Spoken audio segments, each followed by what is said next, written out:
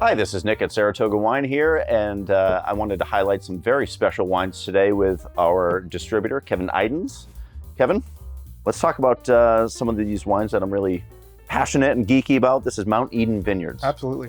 So Mount Eden is arguably one of the most iconic and famous original California estates. Mm-hmm. They have tremendous lineage and history that you really can't tell the story of California without touching on Mount Eden. Okay.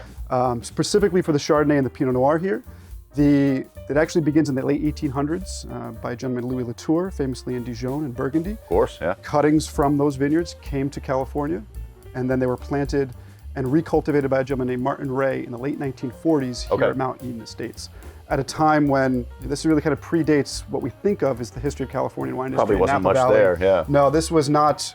He weren't planting vines in wine country. They essentially were establishing what became wine country. Okay. At a time when nobody was really planting, let alone Pinot and Chardonnay, but certainly nobody was really planting vinifera varietals at large. Right, yeah. Especially at this altitude and in the mountain. And my understanding is actually Mount Eden Vineyards is one of the first vineyards in California to plant Pinot Noir. Very right? much so. Okay. Yeah, and they really doubled down on the amount of acreage. They did about 7 acres in 1947 at a time really 50 years before Pinot Noir in the average American kind of consciousness kind of popped and really became notable.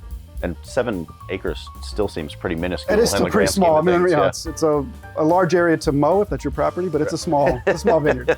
And and the thing to highlight here, this is up in the mountains in the Santa Cruz Mountains, right, which is even more kind of remote. Yeah. Especially back in the 1800s.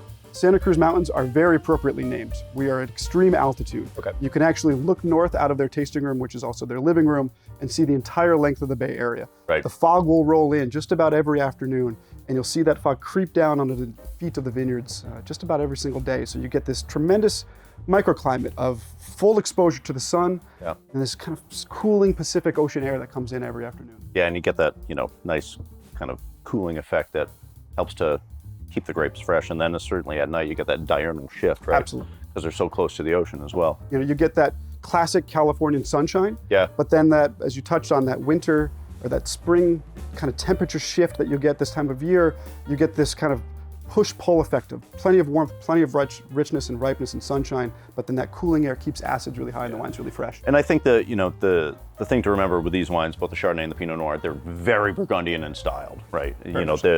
They really pay homage to Burgundy in these 2 bottlings especially. And then as we jump to the Cabernet, let's talk to the Cab. Cabernet's got a great story as well. So these vines actually came in the late 1800s. The vineyard was planted in California with cuttings from Chateau Margaux, one of the most famous vineyards in all of Bordeaux.